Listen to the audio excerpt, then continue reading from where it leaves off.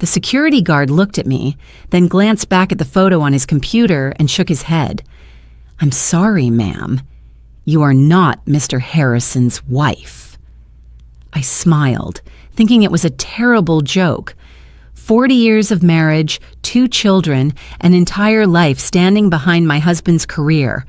And with a single sentence, I suddenly became a stranger. Before I could react, the elevator doors opened. A woman nearly 20 years younger than me stepped out, her high heels clicking confidently against the marble floor. "Good morning, Mrs. Harrison." Every employee lowered their head to greet her, and me, the real wife, stood there, frozen. But in that very moment, I made a silent decision. I would not leave. I would stay. And I would find out the truth, no matter the cost. If you're still listening, tell me where you're watching from. Every comment you leave is another mark in this journey. And if this story has touched you, don't forget to hit like so it can reach even further. My name is Margaret Lewis Harrison. I am 60 years old, a retired high school teacher in the state of Illinois. And until that morning, I firmly believed that I was the only woman who carried the Harrison name in my husband's life. 40 years. That number is not just time. It is an entire lifetime. Mornings when I woke up early to make coffee and prepare breakfast so Richard could drive to work on time. Evenings when I waited for him to come home late, reheated dinner, and told myself that men in leadership roles are just like that. The times I turned down career advancement to transfer schools for our children. The years I stood quietly behind him, believing that family was a shared achievement. Richard Harrison is my husband, the chief financial officer of a major real estate corporation in Chicago. He started as a young accountant and climbed step by step to a position everyone now respects. I still remember the day Richard received his first major promotion. I was standing in our small kitchen at the time, my hands trembling with happiness, thinking that all my sacrifices had finally meant something. In recent years, our marriage had lost its warmth. No more spontaneous hand-holding. No more long conversations on the couch on Friday nights. Richard came home later more often, seemed tired, sat silently in front of the television without really watching anything. I didn't suspect anything. I simply thought it was the natural result of age and responsibility. That was why, that morning, I decided to do something I hadn't done in a very long time. Surprise my husband. I found a small invitation card in the pocket of Richard's suit jacket, printed with the company logo. A 35-year work anniversary at the firm, an internal meeting, no big celebration, no family invited. I smiled as I read it, thinking that maybe a small gesture was enough to remind him that behind all his success, there was still me. I chose a light blue floral dress that Richard once said made me look younger than my age. I tied my hair neatly and applied a soft shade of lipstick, something I rarely did after retirement. Before leaving the house, I looked at myself in the mirror and told myself that today was a good day. A normal, simple day of a wife visiting her husband. The building where Richard worked stood in downtown Chicago, its tall glass facade reflecting the pale gray sky of an autumn morning. I had been there a few times for year-end parties, but it had been a long time since I last returned. Everything looked more modern, colder than I remembered. As soon as I stepped into the lobby, I felt the security guard's gaze. He looked me up and down, not rudely, but with hesitation and scrutiny. I walked up to the reception desk and smiled as I had done for decades. "I'm here to see my husband, Richard Harrison," I said. "I'm Margaret Harrison." The receptionist looked up and typed a few lines on her computer. The smile on her face faltered, then turned into something hard to define. She glanced at the security guard. They exchanged a look so quick that I might have missed it if I hadn't been paying attention. "Do you have an appointment?" the receptionist asked. That question made me pause. I had come here many times before. I had never needed an appointment to see my husband. "I'm his wife," I replied, keeping my voice calm. "I just want to go up and say hello for a moment." The security guard stepped closer. He asked for my identification. I began to feel uneasy, but I still pulled out my wallet and handed him my driver's license. I saw his eyes scan my name, then narrow slightly. That was when he said the sentence that tore my life apart. "I'm sorry, ma'am. You are not Mr. Harrison's wife." In that moment, I truly thought I had misheard him. I smiled. An automatic smile, the reflex of someone who had learned to maintain dignity. I was about to say that he must be mistaken, that my husband and I had been married for over 40 years. But before I could open my mouth, the elevator behind me opened. That woman stepped out, younger than me, in her early 40s, brown hair neatly styled, a well-fitted office dress, the confident posture of someone completely at home in this space. She didn't look at me. She looked straight at the receptionist and the security guard. "Good morning, Mrs. Harrison." The way they said that name, Harrison, was so light, so natural, as if it were the most obvious thing in the world. She nodded in response and walked on unhurriedly. No one asked for her identification. No one stopped her. In that moment, I didn't cry. I didn't scream. I stood still. It felt as if all the sound around me had disappeared, leaving only the steady click of her high heels against the marble floor, each step striking directly into my chest. I understood one thing very clearly. This was not a secret affair, not a momentary mistake. That woman had a position. She had recognition, at least in this building. My mind began replaying fragments of memory, late meetings, sudden business trips, the way Richard avoided my eyes when I asked if he was tired. Saturday nights when he said he had paperwork to finish. I had thought it was just work. Now, each small detail lined up into a cold, undeniable truth. I could have turned away. I could have left that building in humiliation. But I didn't. Maybe it was my age. Maybe 40 years of sacrifice wouldn't allow me to run away like a defeated person. Or maybe there was a part of me, very deep and very stubborn, that needed to know the truth all the way through. I turned back to the reception desk. My voice was strangely calm. "Excuse me," I said. "I have a short interview with Human Resources. I arrived a little early." The receptionist looked at me, hesitating for a few seconds. Maybe I didn't look like a troublemaker. Maybe my age made them careless. She nodded and pointed toward the elevator on the right. "8th floor," she said. I stepped into the elevator. The doors closed, reflecting my face in the dull metal surface. A 60-year-old woman, hair streaked with gray, eyes no longer as gentle as before. I pressed the button, feeling my heart pound so hard it seemed anyone standing beside me could hear it. As the elevator began to rise, I understood that I had willingly stepped into my own nightmare. But I also knew that from this moment on, I would no longer be the woman who closed her eyes and trusted blindly. I would be the one who asked questions, who observed, who faced the truth, no matter how cruel it might be.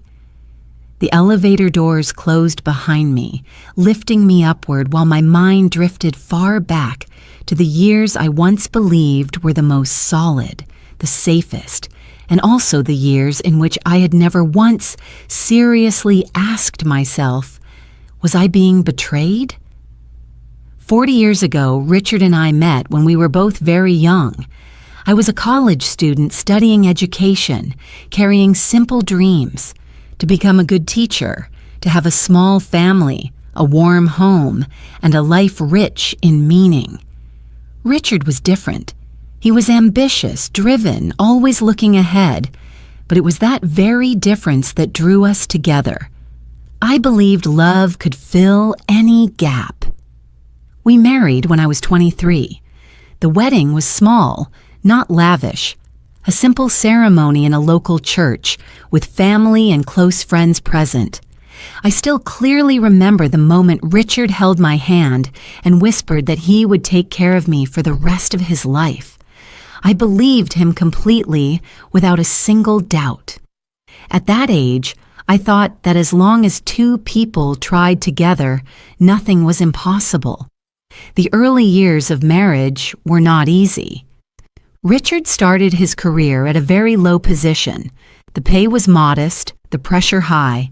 I taught full-time, managing the household and saving every dollar. There were evenings when we sat at a small dining table, eating simple meals, talking about the future as if it were guaranteed. All we needed was a little more patience. When our children were born, life became even busier. I once had the opportunity to take a senior academic position at my school, a step many colleagues dreamed of, but it would have meant staying later, attending weekend training programs, and traveling often. Richard was at a crucial stage of his career. After many sleepless nights, I turned down the opportunity. I told myself the family needed me more, that there would be time for myself later. One refusal, then another. Gradually, I became used to stepping back, not because I was forced, but because I believed it was the right choice. Richard needed a stable support system. The children needed a mother who was always present, and I was proud that I could be that person. Richard advanced year by year. Every time he was promoted, I was the first to hear the news. I was the one standing in the kitchen, opening a bottle of wine, cooking better than usual meals to celebrate. I remember the light in his eyes, the way he held me and said he couldn't have done it without me. Those words became my emotional anchor, convincing me that every sacrifice had value. Over time, a distance began to form between us. Very slowly, very quietly, so quietly that I didn't notice at first. Richard worked more. Meetings ran longer. Business trips became more frequent. At first, he still told me about his work, his colleagues, the pressures of his new role. I listened and encouraged him, as I always had. But those stories gradually became fewer. Richard came home later, ate dinner in silence, sometimes only nodded instead of answering. I asked if he was tired. He said he was fine. I asked if he needed rest. He said the work wasn't finished. I became used to not asking more. In recent years, Richard's changes became more obvious. He often came home very late. Some nights I was already asleep when he returned, and in the morning he left before I woke up. We lived under the same roof, but the time we truly spent together grew smaller and smaller. I saw his fatigue, his fading smile, the sense that he was always somewhere far away, even when sitting across from me. I once wondered whether we were slowly becoming strangers, but the thought never lasted long. I pushed it aside, convincing myself that this was normal for couples who had been together for decades. That passion couldn't last forever. That mature love was quieter and more enduring. I told myself Richard worked hard for the family, for the children, for the future. I believed his exhaustion was the price of success, and I accepted that price, as I had accepted so many things throughout this marriage. We no longer had big arguments, no more fights. Everything was smooth to the point where I once thought it was a good sign. No conflict, no drama, a stable, peaceful marriage. I called it safe. I never doubted Richard's loyalty. Not because I was naive, but because I believed some men, no matter how many temptations they face, still keep boundaries. Richard was always principled. He wasn't the type who enjoyed parties, who showed off, who flirted. At least that was how I saw him. I never checked his phone, never tracked his schedule. I respected my husband's privacy and believed that respect was the foundation of a lasting relationship. I believed that if he had something to say, he would tell me. That absolute trust became the perfect blindfold. It made me overlook the smallest signs. When Richard changed his computer password, I thought it was a company security requirement. When he took his phone into the bathroom, I thought it was a harmless habit. When he replied to late-night messages evasively, I thought it was work. I built a world for myself where everything had a reasonable explanation, where there was no place for betrayal. I believed that after 40 years, if something were wrong, I would feel it. I trusted my intuition, not knowing that intuition can be numbed by habit and long-standing trust. Standing in the rising elevator, I suddenly realized that the most painful thing was not seeing another woman called Mrs. Harrison. The most painful thing was realizing that for many years I had lived in a false sense of safety, that I had placed my entire trust in a marriage whose foundation I had never once examined. I don't blame myself for believing. Belief itself is not wrong. But I began to understand that it was precisely that unconditional trust that made today's shock so brutally cruel. If I had ever doubted, perhaps I would have been mentally prepared. If I had ever asked questions, perhaps I would not have stood frozen in that lobby. The elevator slowed. A soft chime sounded. I took a deep breath, steadying myself. 40 years of marriage that I once believed was solid was now being examined under an entirely different light, and I knew that once these doors opened, I could never return to being the woman who trusted without question. The elevator stopped with a very soft sound, as if it didn't want to startle me. The doors slid open, revealing a space completely different from the lobby below. It was quieter here, the white lighting softer, everything arranged with near-clinical neatness. This was the executive floor, where Richard had spent most of his adult life. I stepped out slowly, forcing my posture to look as natural as possible. No one noticed me right away, and that brought both relief and pain. Relief because I wasn't stopped. Pain because I realized that in this space, my existence seemed to carry no weight. I stood near the main hallway where I could see the private reception area of the executive floor. From there, I observed. I didn't know exactly what I was looking for. I only knew that I needed to see, to hear, to understand. And then I saw her, Lauren. She wasn't wearing a coat, wasn't carrying a handbag like a visitor.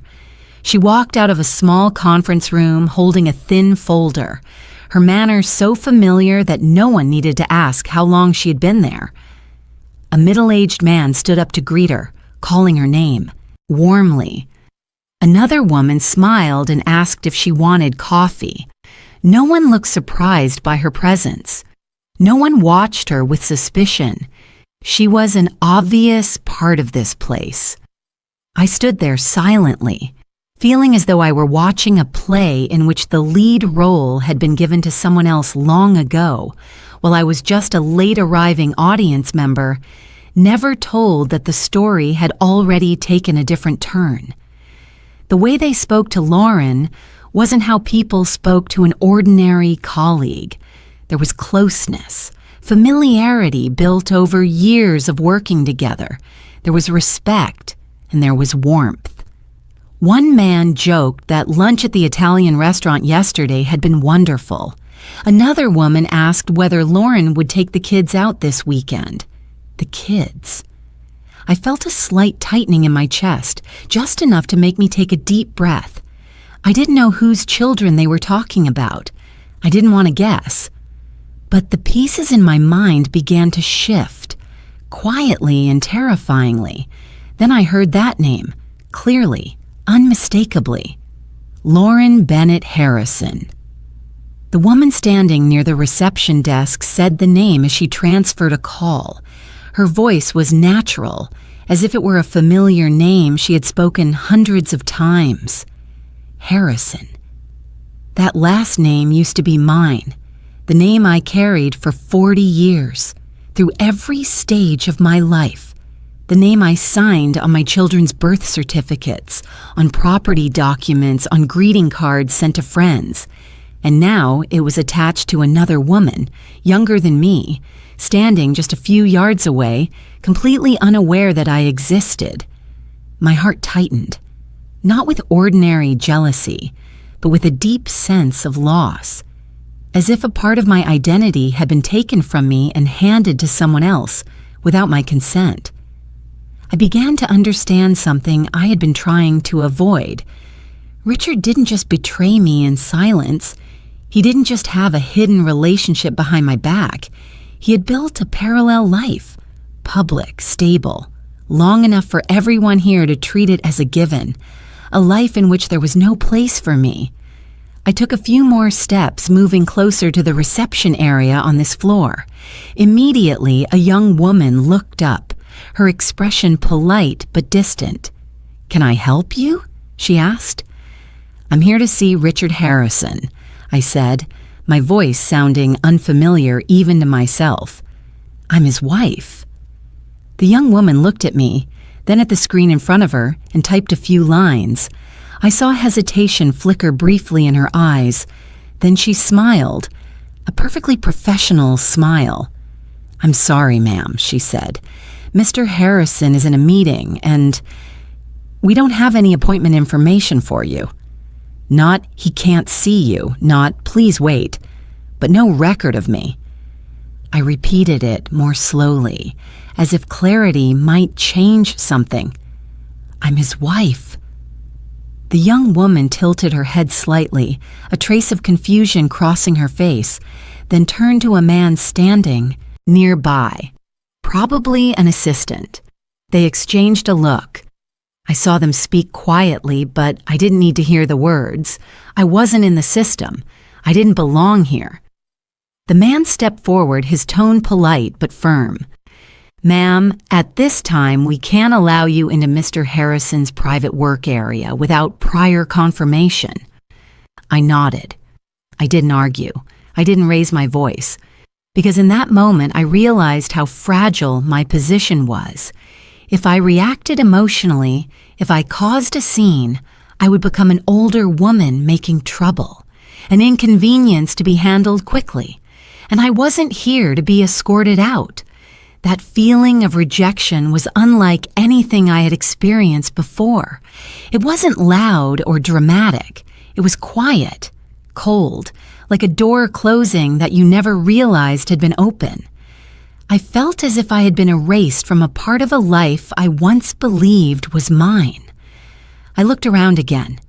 Everyone continued with their work. Lauren walked past talking to someone, smiling lightly. No one looked at me. No one realized that the woman standing against the wall was Richard Harrison's legal wife. In that moment, a powerful urge rose inside me to step forward, to call Richard's name loudly, to ask them who they thought I was. But I didn't do it. I had lived long enough to know that impulsive reactions rarely bring the truth. They only bring chaos. I chose silence. Silence not because I was weak, but because I needed to observe. I needed to remember every detail, every look, every word. I needed to understand how this picture had been drawn and for how long. In my mind, there was only one thought, so clear it didn't need to be spoken. I needed evidence, not for revenge, not to humiliate anyone, but to protect myself, so that when I faced Richard, and I knew that day was coming very soon, I wouldn't have only emotions, but facts. I stood there a few more minutes, long enough to be certain this wasn't a misunderstanding that could be explained with a simple apology. Then I turned and walked toward the hallway leading to the conference rooms. My heart beat slower than before, but heavier. Each step carried a new realization. The marriage I once believed was solid had been built on spaces I was never invited into. And I understood that from this moment on, I was no longer a woman living in blind trust. I was someone standing in a place that didn't belong to her, quietly gathering the pieces of a truth that had been hidden for many years. I stood still for a few more seconds, long enough for my heartbeat to slow. No one noticed me. In this place, the silence of an older woman didn't spark curiosity or concern. I realized that was both cruel and my only advantage right now. I continued down the hallway leading into the executive meeting area. When the receptionist on this floor looked up again, I lowered my head slightly and smiled, keeping my voice low and steady. I arrived early for a short discussion with human resources, I said, avoiding direct eye contact. They told me I could wait in this area. She hesitated for a moment, then nodded. Maybe I looked more like a retired teacher than a troublemaker. Maybe no one imagined that a woman my age would have any reason to cause problems on the executive floor. I walked past without being stopped. The hallway was long and quiet, covered in dark gray carpet, evenly lit with no windows. Conference rooms lined both sides, their frosted glass doors revealing long tables, black leather chairs, ceiling-mounted projectors. The faint smell of coffee hung in the air, so familiar it hurt. Richard used to tell me that the smell of coffee at the office helped him stay alert. I had made coffee for him every morning, for decades. I slowed my steps when I heard voices ahead, not Richard's, but voices I guessed had known him for a long time. I stopped at the corner of the hallway, leaning close to the wall, a habit formed during my years as a teacher. Listen before entering an unfamiliar space. "Is Mr. Harrison having lunch with Lauren today?" a man asked casually. "Of course," a female voice replied with a hint of teasing. "Every Thursday. Their usual restaurant." There. The word was soft, but it landed like a weight on my chest. I pressed my back against the wall, my hand unconsciously tightening around my purse strap. I couldn't see them, only hear their voices. Natural, unguarded. "I heard Lauren made the reservation earlier today," the man continued. "Sounds like they want to discuss something important." "Probably the new project," the woman replied. "Lauren always arranges everything so carefully for Mr. Harrison." I closed my eyes for a brief second. Lauren. That name was no longer distant. It echoed here with a familiarity I had never had, not whispered as a secret, not avoided, but part of the daily rhythm of this place. I stood there listening, each sentence like a slow, precise cut. They talked about lunch, about restaurants, about routines, small details that only long-term relationships have. No one lowered their voice. No one sounded cautious. Then the conference room door ahead opened. I didn't have time to step farther back. I stood still, half hidden by the wall. Richard walked out with two other men. He looked exactly as he always did. Dark suit, quick stride, the familiar face I had looked at for 40 years. In that moment, my heart tightened in a completely different way. Not panic, not trembling, but a terrifying stillness. "I have lunch with Lauren today," Richard said calmly, as if confirming a meeting. "We'll continue this later." From his own mouth. No hesitation, no cover-up, no doubt. My world didn't collapse loudly like in the movies. It didn't explode. It froze. Everything around me became sharply clear, the lights, the footsteps, the rustle of papers, and I became empty. A cold sensation spread from my chest to my stomach, then through my limbs. I stopped shaking. I didn't want to cry. I just stood there as if part of me had stepped outside myself to observe everything from a distance. All doubt ended in that moment. No more maybe, no more what if, no more I'm overthinking. The truth stood right in front of me, so clear it didn't need any further proof. Richard didn't just betray me. He had lived another life, openly, in plain sight, among people I had never been introduced to. I watched him turn and walk toward his private office. None of the others noticed me. I was just a faint figure in a long hallway, someone who didn't belong here. And strangely enough, that helped me stay calm. I understood that if I kept standing there, hiding, I would always be an eavesdropper, always an outsider. I had seen enough to know I couldn't go home and pretend I hadn't heard anything, enough to understand that if I didn't confront this now, I might never get another chance. I took a deep breath, not to gather courage, but to keep my voice from shaking. I adjusted the strap of my purse on my shoulder, smoothed the skirt of my dress, a familiar reflex from years before stepping into a classroom. I was no longer a teacher standing before students, but I was still a woman who had lived long enough to know there are moments you cannot avoid.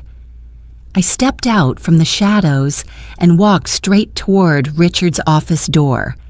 The door was slightly open. I saw his back as he placed a folder on the desk. His office was spacious, orderly, exactly his style. On the bookshelf were the economics books he used to read in the evenings. On the desk was a framed family photo, taken 10 years earlier before the children married. I had dusted that frame countless times. I knocked. Not loud, not soft, just enough for him to hear. "Come in," Richard said without turning around. I opened the door and stepped inside. The moment he turned and his eyes met mine, I knew I didn't need to say much anymore. Every explanation, every excuse, every denial became meaningless in that instant. His face changed quickly, from surprise to shock, then to panic, a reaction I had seen many times before when students were caught cheating on a test. "Margaret?" he blurted out, his voice rough. What are you doing here?" I didn't answer right away. I just stood there, looking at the man I had called my husband for 40 years, not to find familiarity, but to confirm that I was seeing him with my own eyes, without the filter of trust. The panic in his eyes was the clearest answer. In that moment, I understood I had crossed a line I could never step back over. I was no longer the woman standing in the hallway listening to fragmented conversations. I had walked straight into the center of the truth, and whatever happened next, I knew that from this point on, I would no longer be passive. I remained standing in front of Richard's desk, not taking another step forward, not out of fear, but because I needed that distance to avoid doing something I might regret. The room was so quiet I could hear the steady hum of the air conditioner, even the uneven breathing of the man in front of me. Richard stood up from his chair, then sat back down as if he didn't know what to do with his body. He ran a hand through his hair, a familiar gesture whenever he was unsettled. I had seen it countless times over 40 years whenever he faced a difficult decision. The difference now was that I was the one trapped without an escape. "Margaret," he said softly, his voice trembling. "I can explain." I nodded slightly, like a teacher allowing a student to begin an answer. I didn't sit down. I didn't lean on anything. I wanted to stay alert. "Go ahead," I said. My voice was so calm it surprised even me. "I'm listening." Richard swallowed hard. He glanced toward the door as if considering whether someone might overhear, then looked back at me. In that moment, I saw how much he had aged, not from years, but from the cracking of the solid shell I had once trusted. I met Lauren 15 years ago. He began slowly, each word dragged from his chest. During a long business trip in California. At the time, I wasn't looking for anything. It just happened. I didn't react. I didn't ask why. I just looked at him and let him continue. She worked with one of our partner teams, he said. Smart, calm. At first, it was just lunches, work discussions. I knew it was wrong, but I thought I could control it. I listened as if hearing a cold report. No extra details, no emotion, just a sequence of events arranged to sound reasonable. Then it went beyond control, he continued, his voice dropping. I tried to stop. I really did. My hand tightened around my purse strap. In my mind, I saw the evenings I sat alone in the kitchen, waiting for him to come home late, telling myself his work was always demanding. Lauren got pregnant, Richard said. The sentence fell between us without echo or sound, but I felt a heavy force press down on my chest. I didn't step back. I didn't cover my mouth. I just stood there, receiving it as a final truth that could not be undone. I panicked, he continued. I thought about telling you many times, but every time I looked at you, looked at the kids, I didn't know where to begin. I tilted my head slightly. So you chose not to tell me, I said. It wasn't a question. Richard nodded slowly. I thought, if I kept everything stable, if I didn't let it affect the family, then maybe that was the least harmful way. I gave a small laugh, not a happy one, but a very brief, quiet sound, like the reflex of someone who has just heard something too absurd to be real. You thought silence was a way to protect me? I asked. Or a way to protect yourself? Richard lowered his head, didn't answer right away. His silence said more than any explanation could. You live two lives, I said, each word clear. One with me, one with her, and you call that stability. I'm sorry, Richard said quickly. I never wanted to hurt you. I was afraid of losing you. I looked at him for a long time. Maybe for the first time in years, I wasn't looking at him as a wife, but as someone assessing the truth in front of her. You were afraid of losing me, I repeated. But you weren't afraid of losing honesty. You weren't afraid of losing trust. You weren't afraid of letting me live in a lie for 15 years. Richard reached out his hand, then stopped halfway, as if remembering that he no longer had the right to touch me. I arranged everything, he said. I thought I could manage it. Work, family, responsibilities. I never neglected you or the kids. I took a deep breath. Do you know that every time you said, I'll be home late tonight, it was a lie? I asked. Every time you said you had an unexpected business trip? Every time you walked into the house looking exhausted and silent? Richard didn't respond. I knew he understood. I suddenly realized that for 15 years, I had been living inside a script that was already written, one where I always played the trusting wife, and he played the hard-working family man. Every detail I had accepted without question now stood out clearly, sharply, impossible to deny. I didn't scream. I didn't cry. I didn't slam my hand on the desk, maybe because my tears had already run dry the moment I heard Lauren's name spoken in the hallway, or maybe because, in this moment, I no longer had the energy to be angry. I just felt deeply tired, as if I had walked a very long road to arrive at a place I could never return from. I didn't come here to argue, I said, "and I didn't come here to listen to your justifications." Richard looked up, his eyes full of confusion. "Then, why did you come?" I looked around his office, the room where he had built his power, his reputation, and another part of his life. I thought of the family photo on his desk, the picture that now suddenly felt out of place. "I came to know the truth," I said, "and now I do." I turned and walked toward the door. Richard called my name, his voice breaking. "Margaret, please, we can talk more. I'll explain everything. We can figure something out." I stopped with my hand on the doorknob, but I didn't turn around. "No," I said very softly but firmly. "There is no we here anymore." I opened the door and stepped into the hallway. No one paid attention to me. The men and women outside continued with their work, their everyday conversations. The world didn't stop just because my marriage had collapsed. I walked straight to the elevator and pressed the button. When the doors closed, I finally allowed myself to let out a long breath. I didn't cry. I just felt empty. As the elevator went down, I looked at my reflection in the dim mirror. A 60-year-old woman standing straight, her eyes no longer unfocused.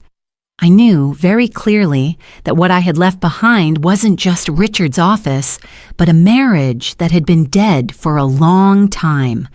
Only today, I had officially laid it to rest, and I also knew that when I stepped out of that building, I would never return in my old role again.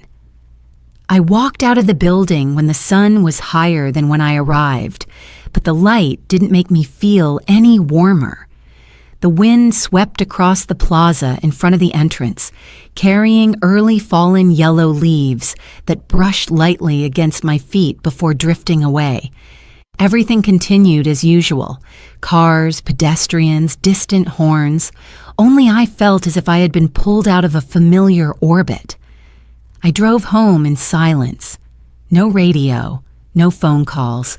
I needed that quiet, like a fragile buffer between what I had just learned and what I was about to face.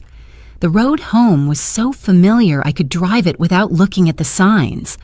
I had taken this route for decades, driving the kids to school, going grocery shopping, coming home after teaching. Today, it felt longer than usual. The house came into view, the house I had once called home. The white painted front, the maple trees in the yard that had grown tall over the years, their branches nearly covering the living room windows.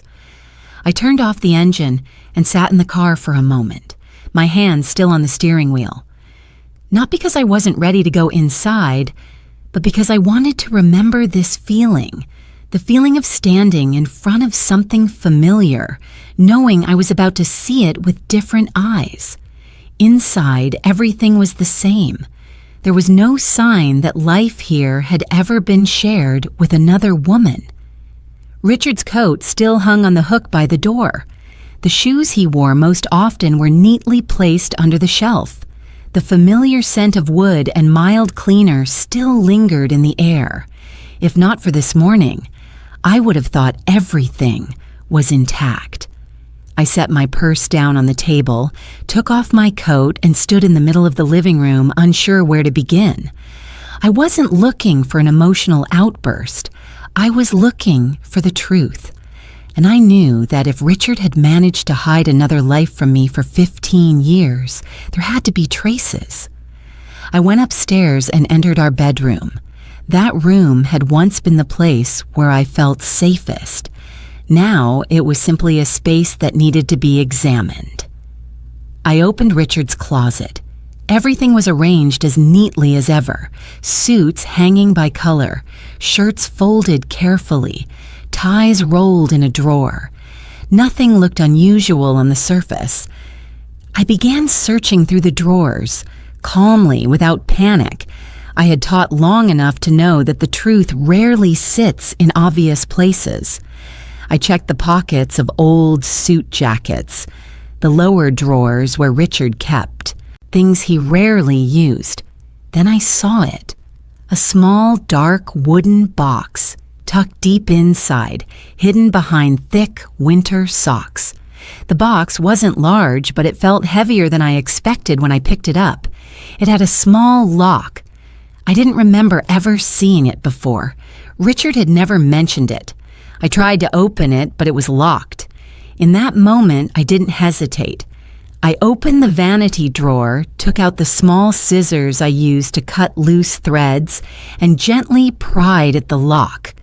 There was a dry click. The lid popped open.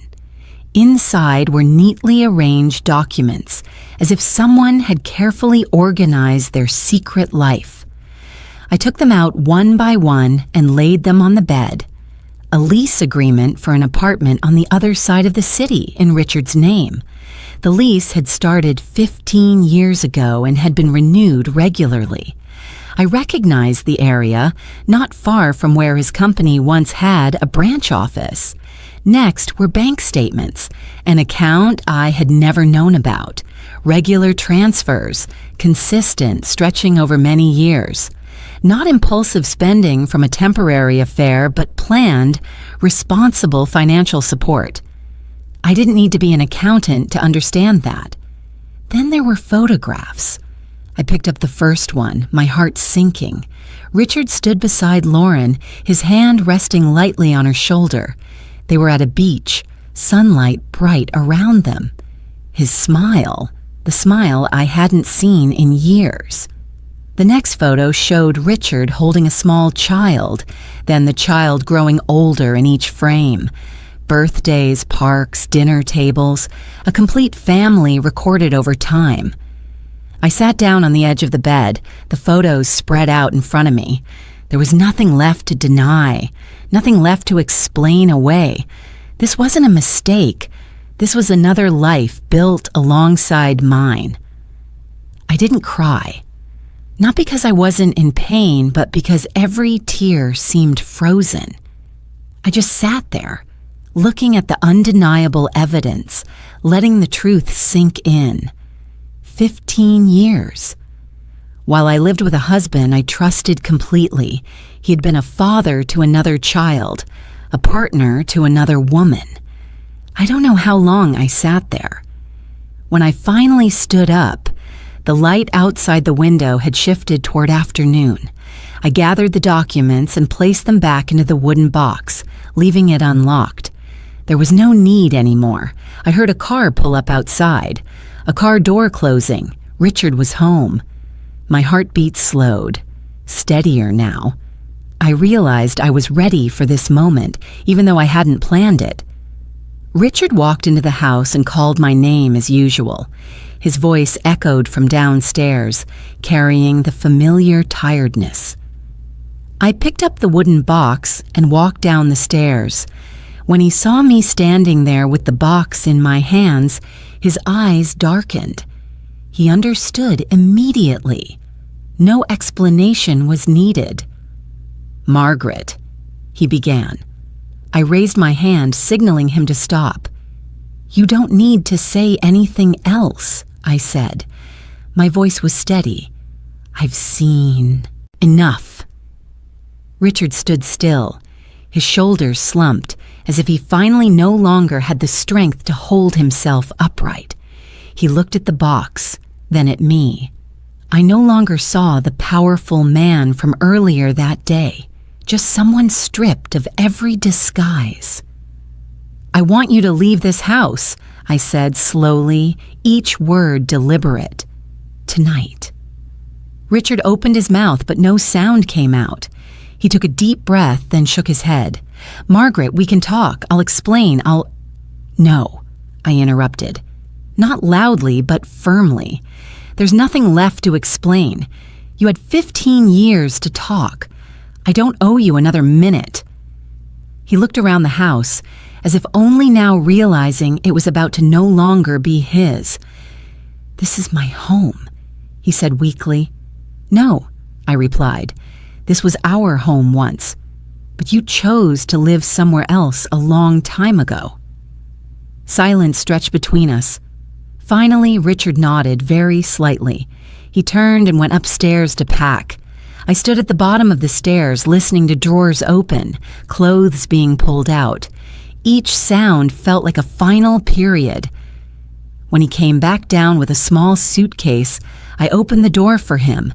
No tears, no pleading, just a clear ending that couldn't be reversed. The door closed behind Richard. I stood there for a moment, my hand still on the doorknob. Then I turned back inside, closed the door, and locked it. For the first time in my life, I didn't compromise. I didn't convince myself to accept what was unacceptable. I didn't stay in a marriage that had been dead for a long time. I stood in the quiet house, took a deep breath, and knew that whatever lay ahead, I had just done the only thing left for me to do: choose myself. The next morning, I woke up very early, even though I had barely slept. The house was quiet in a way it had never been before. No familiar footsteps in the kitchen, no refrigerator door opening, no soft cough I had heard for decades. I got up, put on my robe, and walked through the house, as if to confirm that I was truly alone now. The first thing I did was call a locksmith to change all the locks, not out of hatred, but because I needed a clear boundary. When the locksmith asked if I was sure, I nodded without hesitation.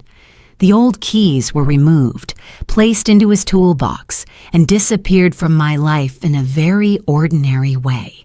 I realized that sometimes the biggest changes happen quietly. After that, I called a lawyer a friend had recommended years ago, someone I never thought I would need. The woman on the other end of the line was calm and professional. I didn't go into details. I simply said I needed advice about a divorce after many years of marriage, involving assets and long-term infidelity. She didn't sound surprised. She just scheduled a meeting later that week. When I hung up, I sat still for a moment, realizing I had taken another step away from my old life. But the hardest part was still ahead. I called my 2 children, one by one. I asked them to come over that evening, saying I had something important to talk about in person. My voice sounded normal, even to me. Maybe because if I had let the emotions surface then, I wouldn't have been able to finish the sentence. Both of them sensed something was wrong, but neither pressed for details. The afternoon passed slowly. I tidied the living room and brewed a pot of tea, as if preparing for an ordinary conversation, but nothing about that day was ordinary.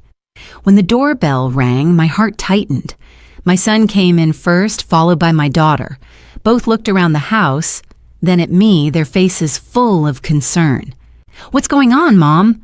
my daughter asked, gripping my hand tightly. I motioned for them to sit down.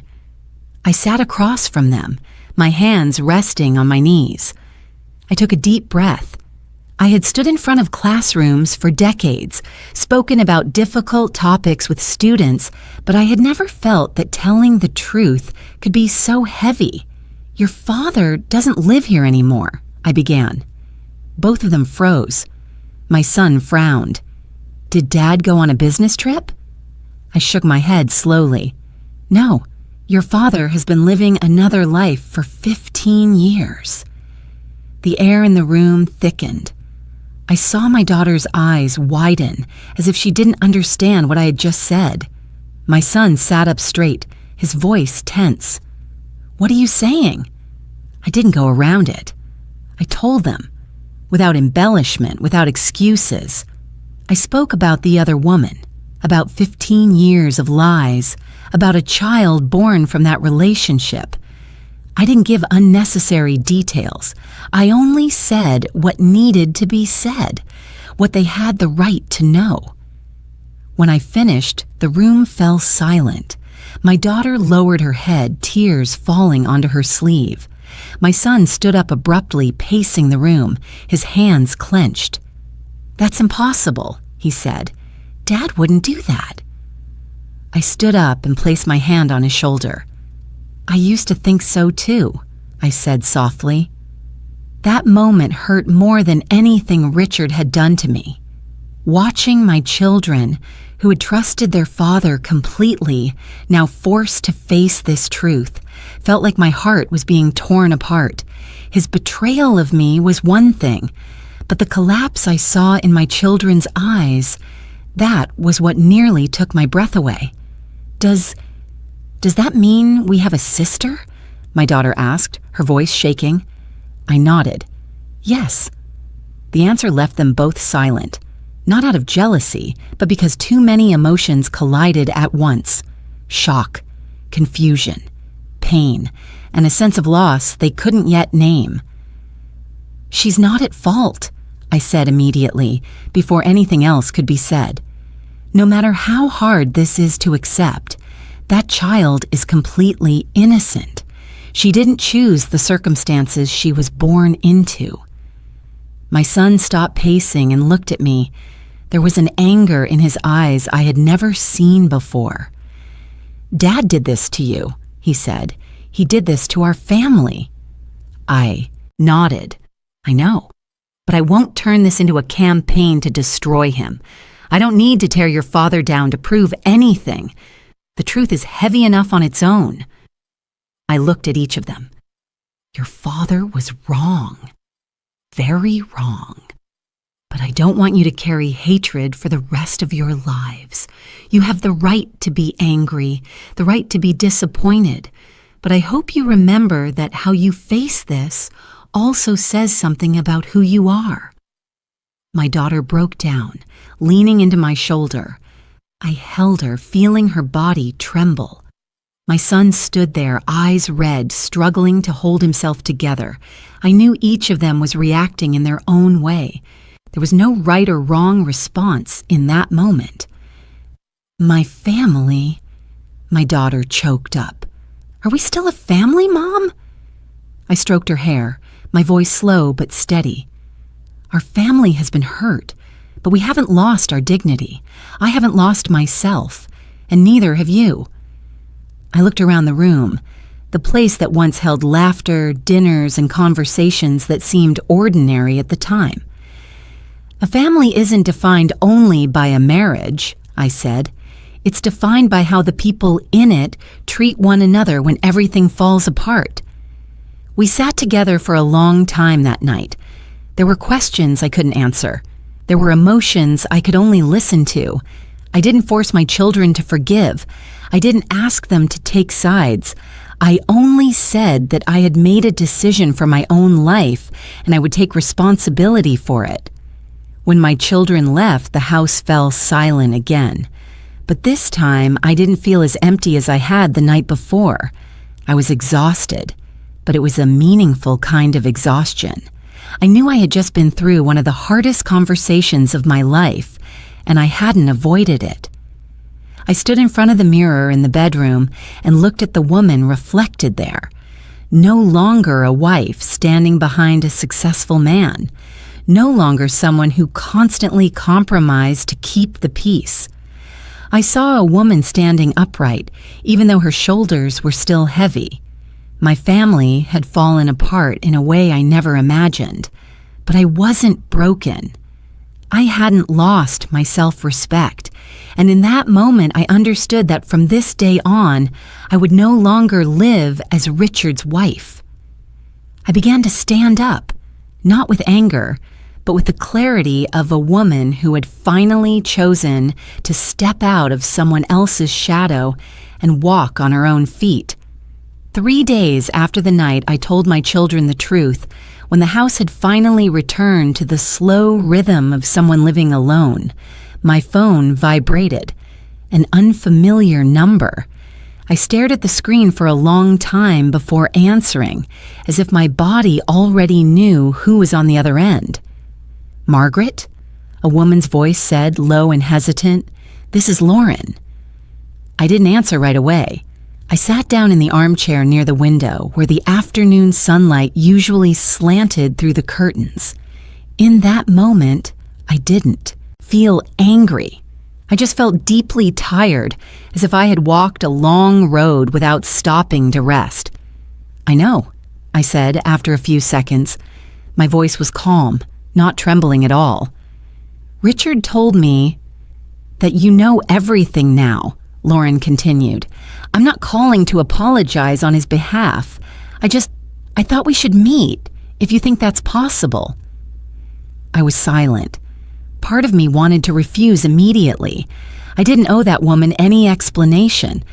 But another part of me, the part that no longer ran away, understood that some meetings aren't for reconciliation, but for closure. All right, I said, once. We agreed to meet at a small cafe far from both my neighborhood and Richard's office area. I arrived 10 minutes early, not to wait, but to choose a seat that made me feel safe. I sat with my back to the wall, facing the door, a new habit I couldn't remember learning. Lauren walked in right on time. I recognized her immediately, even though she was dressed far more simply than the day I saw her at the office. No high heels, no fitted dress, just a neutral coat, dark jeans, her hair neatly tied back. She looked around, then spotted me. Her eyes paused for a brief moment before she walked over to the table. "Thank you for coming," she said, sitting down across from me. I nodded. "Let's be direct," I replied. "I don't have much I want to hear." Lauren took a deep breath. "I understand." Neither of us ordered a drink right away. The air between us was tight, like a rope pulled too far, but there was no loud hostility. Just two women sitting across from each other, forced to truly see one another for the first time. "I knew about you from the beginning," Lauren said. She didn't avoid it. Richard never said he was single. That didn't surprise me. It only confirmed what I had already guessed. I nodded slightly. "And yet you stayed," I said. "Yes," Lauren answered. "I told myself I wasn't the one breaking your family, that your marriage already had problems." I looked at her, neither smiling nor arguing right away. "You're very good at comforting yourself," I said. Not sarcastically, just honestly. Lauren lowered her head. "Maybe I am. I'm not proud of it." She told her story, not long-winded, no tears. She said she had never been a legal wife, never had the Harrison last name on any documents, never appeared openly at family events. She existed in a vague in-between, not a secret affair, but not a real wife either. "I lived like a wife without a name," she said, "in a rented apartment, at dinners without relatives, on holidays with just the three of us. 3 people, Richard, her, and the child. I used to believe I accepted that for my daughter," Lauren continued, "that I was sacrificing for her. But as time went on, I wasn't so sure anymore." I looked at her, really looked at her for the first time, not through the eyes of a betrayed wife, but through the eyes of someone who had lived long enough to see that lies rarely have only one victim. "Do you know how I lived?"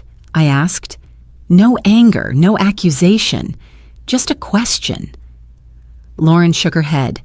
"I only knew you were there, like something taken for granted, like a shadow I tried not to look at directly." I exhaled softly. "I lived as a trusting wife," I said, "believing that silence meant peace, believing exhaustion was the price of success, believing that if I didn't ask questions, everything would be fine." We sat in silence for a moment. The server came by to ask for our order. I asked for hot tea. Lauren ordered black coffee. When the server left, I continued. "I didn't come here to forgive," I said, "and I don't think you need that from me." Lauren nodded. "I didn't expect it." "I just need to understand," I said, "so I don't carry hatred with me."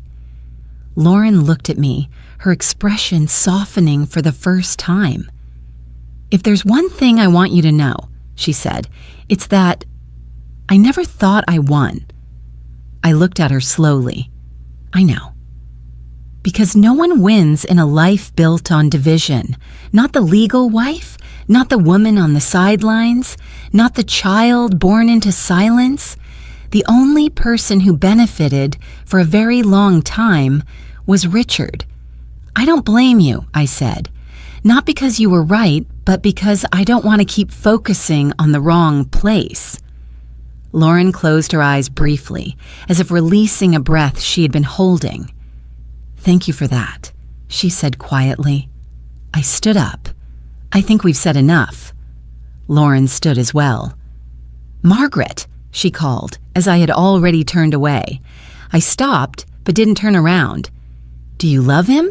I asked, surprising even myself. Lauren was silent for a long time. I don't know, she finally said. I think I loved the role I was given, and when that role disappeared, I'm not sure what I have left. I nodded, though she couldn't see it. I understand, I said. I walked out of the cafe and took a deep breath of the cool air outside. The feeling in my chest wasn't as heavy anymore. Not because everything had been resolved, but because I no longer carried a distorted image of the other woman. She wasn't my enemy. She was part of the lie and had been hurt by it in her own way. The misplaced focus had never been on the two women standing on opposite ends of the story. It was on the man who chose silence for 15 years and called it protection. As I drove home, I realized my hands were no longer shaking. There was no tightness in my throat. I didn't forgive, but I didn't carry hatred either. And for me, at this stage of life, that already felt like a form of freedom. After that, time moved at a different pace, slower but clearer. No more days of waiting and uncertainty. No more guessing what time Richard would come home, whether he was tired, whether he was busy. My life no longer revolved around someone else, and at first that left me more confused than relieved. The divorce process moved faster than I expected, perhaps because Richard didn't resist. He signed every document quietly, exhausted. The assets were divided fairly, according to the law and according to what I deserved after 40 years together. The house remained mine. Part of his retirement was reallocated. There were no loud arguments, no painful tug of war. Everything ended in a cold, almost administrative way. And perhaps that was the most fitting end for a marriage that had been dead for a long time. The day I held the divorce decree in my hands, I didn't cry. I didn't feel victorious either. I only felt a door closing behind me, softly but decisively. I stood outside the lawyer's building, watching people pass by, and for the first time in many years, I had no one to call, no one to share that moment with. And strangely, I didn't feel as empty as I had feared. In the days that followed, I began doing very small things, but for myself. I cleared out the room that had once been Richard's office. I took down the plaques, the old documents, the books he had left behind, not in anger, but with clarity. I repainted the walls a lighter color and placed a small wooden desk near the window. I bought a few green plants. The room gradually became something else, no longer marked by a powerful man, but by a woman learning how to live again. I found my old notebooks, yellowed pages where I had once written, scattered thoughts back when I was teaching. I started writing again. Not to tell Richard's story, but to listen to my own voice.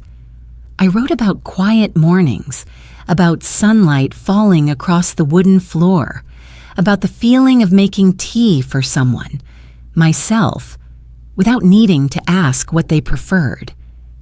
Some afternoons, I sat in the living room for a long time without turning on the television or playing music, just sitting there, listening to the ticking of the clock.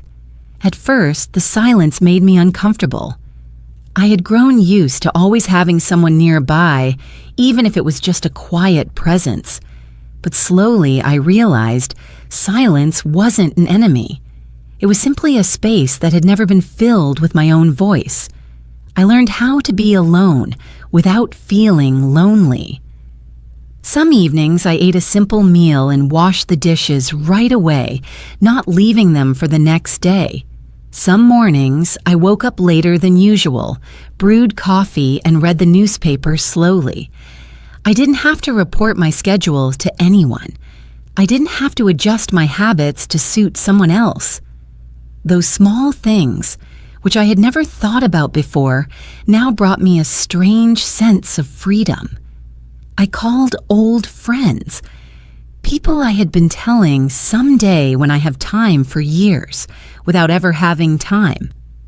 We met at small restaurants and talked about things unrelated to family or responsibility. Some knew my story, some didn't. I no longer felt the need to explain my life to everyone. I only needed to be present as I was. One friend invited me to join an evening painting class. I almost refused out of habit, then stopped myself. I remembered that I used to enjoy painting a long time ago. So I went. I sat in a room filled with the scent of oil paint, holding a brush that felt unfamiliar, and let the colors spread freely across the paper. No one judged. No one compared. I didn't need to be good. I just needed to try. Solo trips came afterward naturally. At first, it was just a short drive to a coastal town I'd always wanted to visit, but kept postponing because it was inconvenient. I booked a small room, brought a book, and walked along the shore early in the morning. There was no one beside me, no one to talk to, but I didn't feel empty. I felt more observant of the waves, the birds, the strangers who were also walking alone. On those trips, I began to look back on my life through a different lens. I wasn't only a betrayed wife. I had been a dedicated teacher, a mother, a friend, and now I was an independent woman stepping into a new stage of life, even if that stage arrived later than I once imagined. There were still moments when sadness visited unexpectedly, like a cold gust of wind, seeing an elderly couple holding hands on the street, hearing an old song. Memories don't disappear just because you sign divorce papers, but they no longer controlled me. I allowed myself to remember, then allowed myself to move on. I realized I was slowly reclaiming my sense of self, not through dramatic changes, but through small, steady choices. I chose to wear the dress I liked without asking anyone's opinion. I chose to eat what I wanted.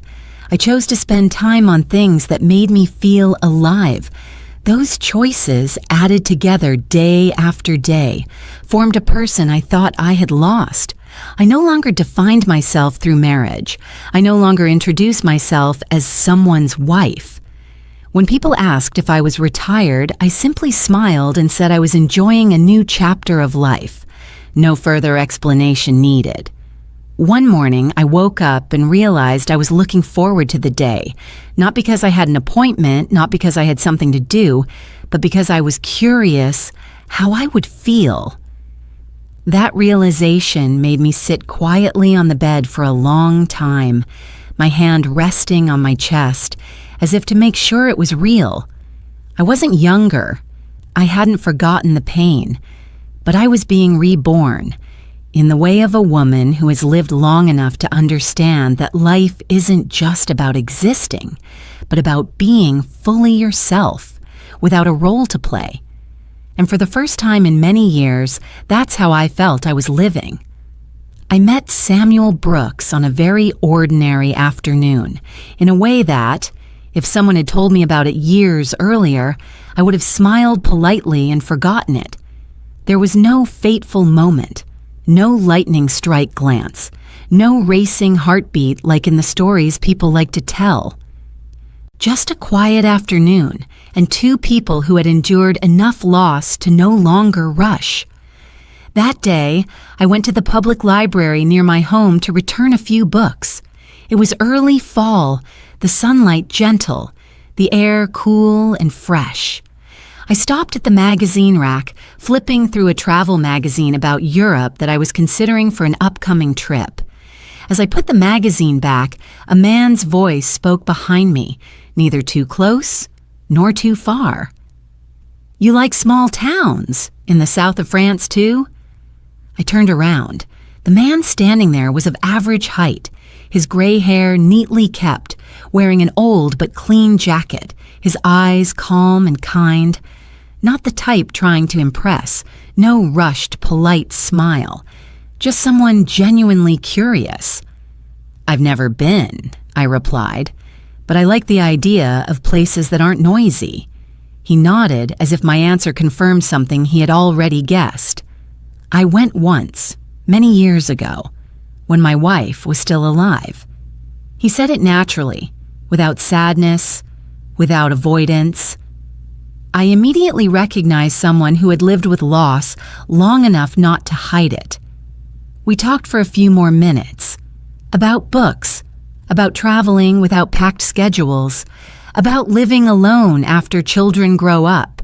When we parted, he introduced himself as Samuel Brooks. I simply nodded and smiled, not thinking that the brief conversation would continue.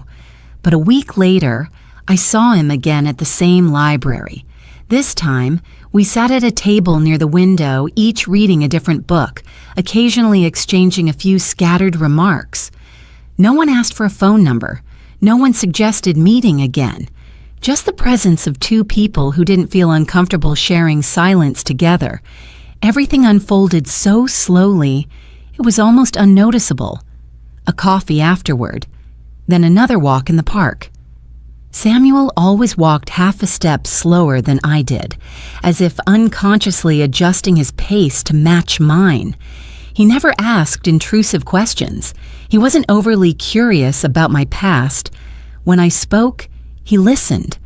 When I was silent, he didn't try to fill the space. No promises were made. No lines like, "We will be this," or "our future." And strangely, that was exactly what made me feel safe. I had lived with too many empty promises, words used to postpone the truth.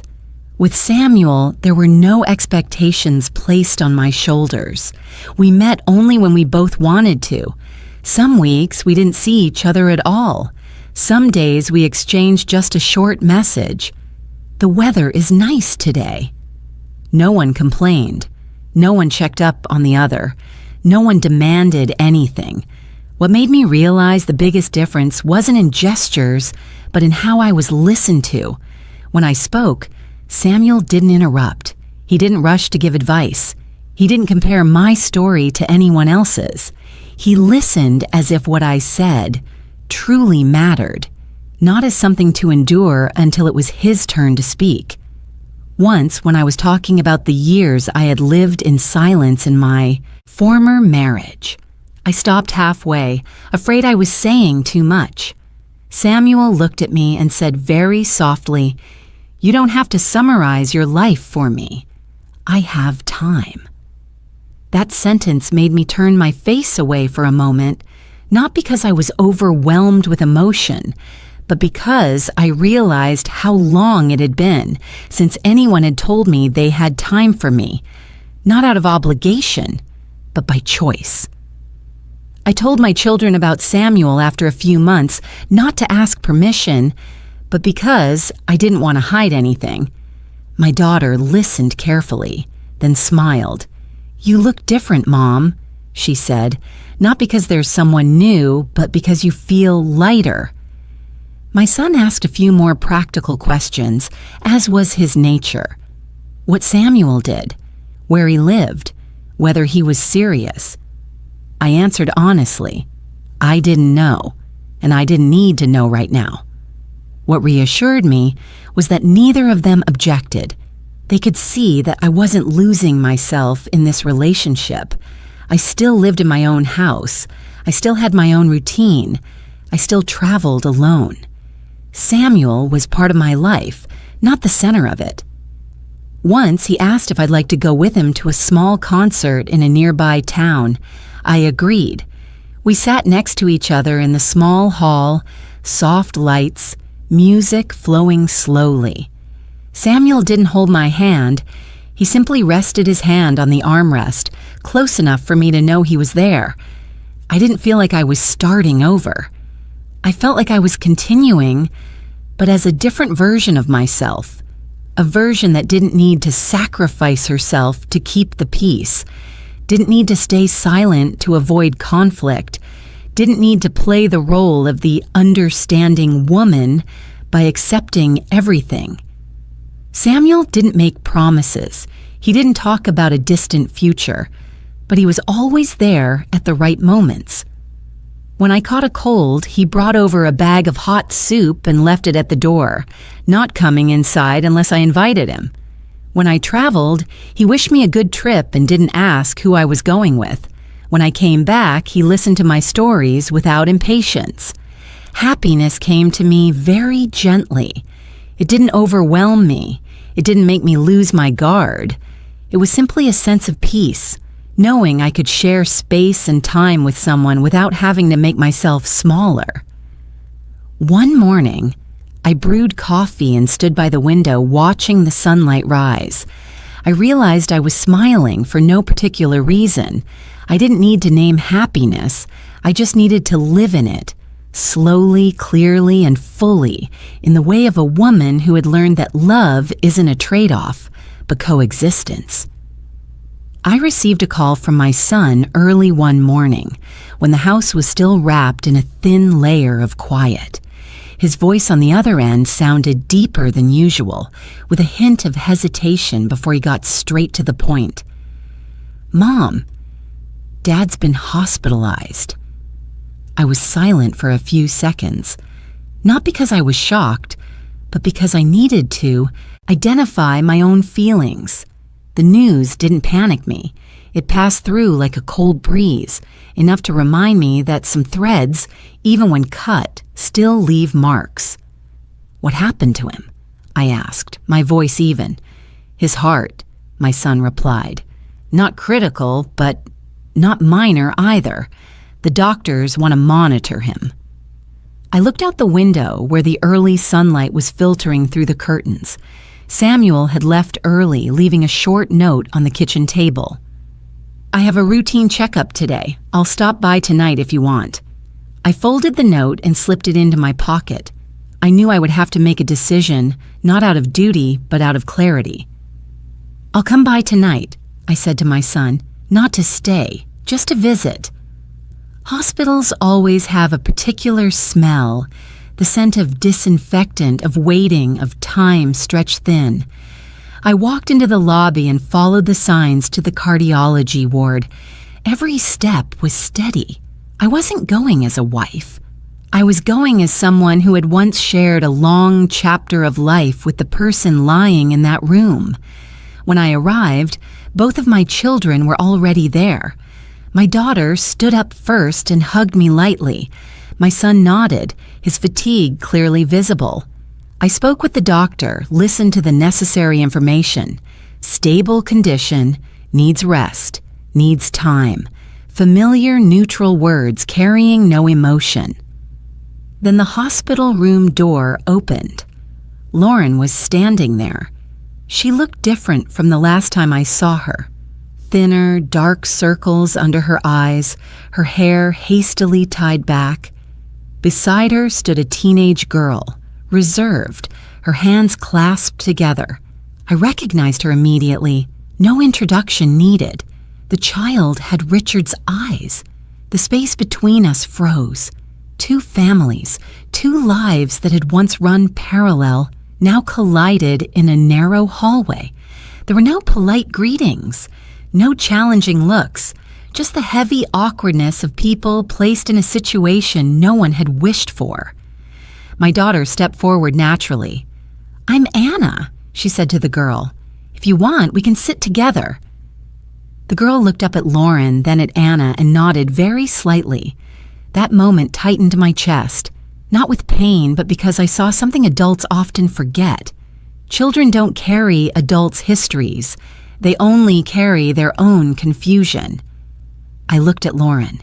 She looked back at me, her eyes no longer guarded, only tired.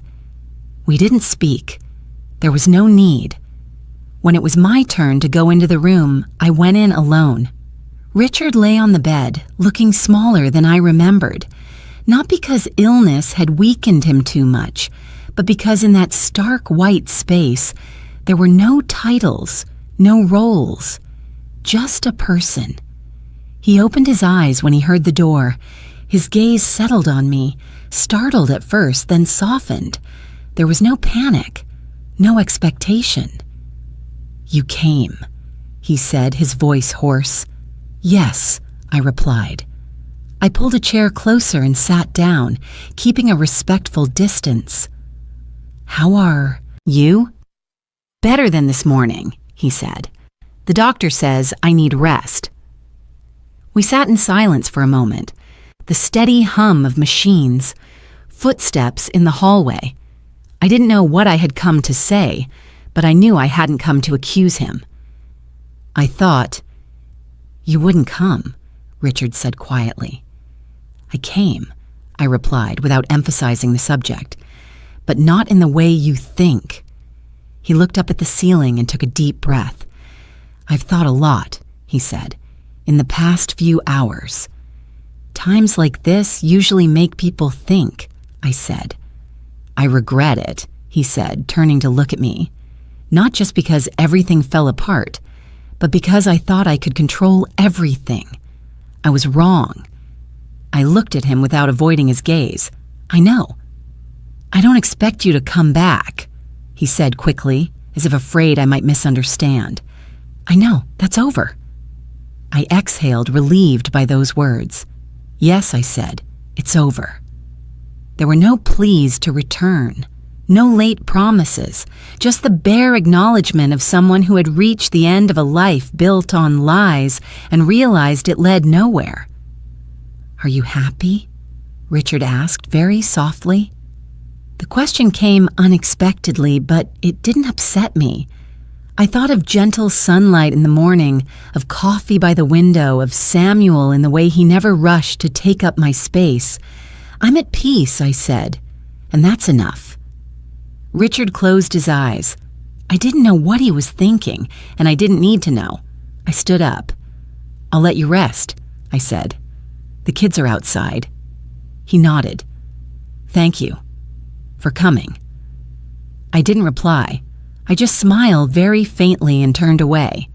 When the door closed behind me, I knew that was the last time I would step into the role of his past. There was nothing left to say. Out in the hallway, Lauren stood up when she saw me. She didn't come closer. She just looked at me, as if waiting for a signal. I nodded slightly. Not reconciliation, but acceptance that we had passed through the same pain in different ways. "Thank you," Lauren said. Just one word. I nodded again. "Take care of the girl," I said. "She needs stability." Lauren nodded, her eyes reddening. I turned to the girl. "You have beautiful eyes," I said. She looked surprised, then smiled shyly. That was enough. When I left the hospital, I paused outside for a moment and took a deep breath of the evening air. I called Samuel. "I'm done," I said. "I'm okay." "I'm on my way," he replied. "No rush. Take your time." I ended the call and walked slowly toward the parking lot. No resentment. No clinging. The past had knocked one last time, and I had opened the door, not to go back, but to see it out. As I drove home, the street lights came on one by one, illuminating the road ahead. I realized I was no longer carrying unanswered questions. I didn't need validation from my former life. I didn't need a dramatic ending. I only needed acceptance, and I had it. For the first time in many years, I felt truly free. The following spring arrived more gently than I expected. There was no grand moment marking it, no bells announcing a new beginning, just mornings with earlier sunlight, new buds appearing on the trees in the yard, and a sense of peace as I opened the windows and let the breeze flow through a house that now bore my own imprint. Samuel and I didn't talk much about big plans. We sat together at the kitchen table, spread out an old map, and marked a few places we wanted to visit when the weather warmed. A small coastal town he had once mentioned. A historic city I had always been curious about. No packed schedules, no long-term promises, just plans enough to make us smile when we thought about them. I liked the way Samuel asked for my opinion, listened, then nodded slowly, as if every choice deserved consideration. I no longer had to squeeze myself into someone else's plans. I was a companion, not someone walking behind. On weekends, my children and grandchildren came over more often. We cooked together, laughter filling the newly painted kitchen. I hung my paintings, placed green plants on the windowsills, replaced the sofa with a color I loved. The house was no longer a place that stored old compromises. It became a space shaped by choices I made with my own hands. Every corner told a new story, not loud, not showy, but warm enough to make people want to stay. Some afternoons, when everyone had gone home, I sat alone on the porch, listening to the wind move through the leaves. I realized I was no longer afraid of being alone. Silence was no longer a frightening void, but a place where I could rest. I knew how to brew a cup of tea just the way I liked it, when to go out and see others, and when to stay in. I didn't need anyone to fill my time. I just needed time lived at the right rhythm. Sometimes I looked back on the journey. From the moment I stood frozen in the company lobby, hearing someone else called by my title, to the night I changed the locks and told my children the truth, to the honest meeting with the other woman, to the day I signed the divorce papers and the first morning I woke up to a life no longer defined by marriage. I didn't romanticize the pain. I simply placed it where it belonged in memory, as pieces that had completed their purpose and no longer needed to be carried in my pocket every day. The greatest lesson I learned wasn't don't trust anyone, but don't lose yourself. Self-respect isn't loud. It shows up in small decisions, knowing when to say no, refusing to compromise with what hurts you, having the courage to stand upright before the truth. Identity isn't a label attached to a role. It's the inner feeling of living in alignment with your values, whether you're beside someone or alone. I am enough, even on my own, but I am also open enough to welcome the kind presence of another. Samuel walks beside me, not leading, not pulling me along. He walks with me, and that is enough. When we talk about the future, they aren't promises that make me lose the present, but plans that allow the present to be cherished more deeply. One morning, I hung a newly taken family photo on the wall. My children, my grandchildren, smiles that needed no explanation. I stepped back and looked at the house as a whole. The light fell in the right places. Nothing was perfect, but everything was real. I realized my new life hadn't begun on the day of the divorce, nor when I met Samuel. It began the moment I chose myself, and it continues every day I hold that choice steady. A new life doesn't announce itself loudly. It opens quietly when we stop being afraid.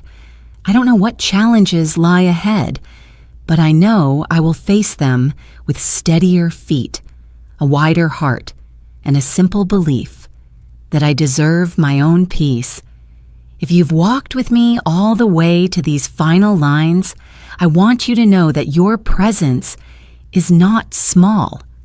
Somewhere out there, you may be listening to this story on a quiet evening or in the middle of a long, thoughtful day, and that's enough for us to meet in the same emotional rhythm.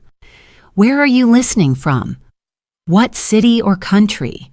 Please tell me so I can feel how far this journey has reached you.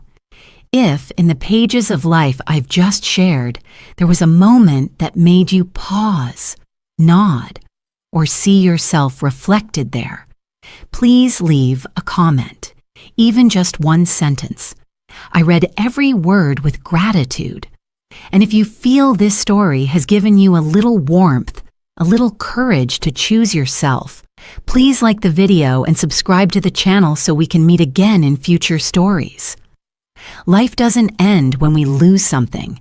It truly begins when we dare to live in alignment with our values. Thank you for listening and for being here.